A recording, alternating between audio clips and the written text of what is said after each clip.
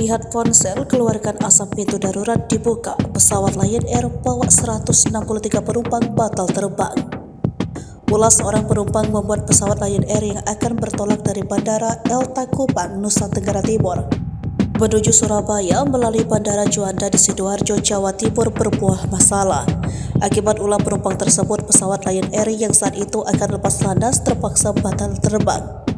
Menurut Danang Mandala Prihantoro, selaku Corporate Communications Strategis Lion Air, peristiwa ini bermula ketika ponsel milik seseorang penumpang tiba-tiba keluar asap.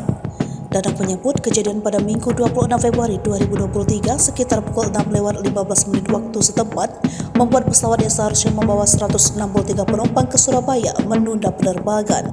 Kejadian bermula saat seluruh penumpang sudah ada dalam kabin dan pesawat sudah bersiap untuk lepas landas. Namun penumpang yang duduk di nomor 9D mengganggu ponsel yang mengeluarkan asap, kemudian ponsel tersebut dilempar ke lantai kabin. Dalam upaya memastikan keamanan dan keselamatan penerbangan, senior awak kabin segera menghubungi pilot. Pilot menghentikan pergerakan pesawat dan memutuskan kembali ke area parkir pesawat pada posisi semula. Pada saat pilot hendak kembali ke lokasi parkir pesawat, salah seorang penumpang disebut secara tiba-tiba membuka pintu darurat.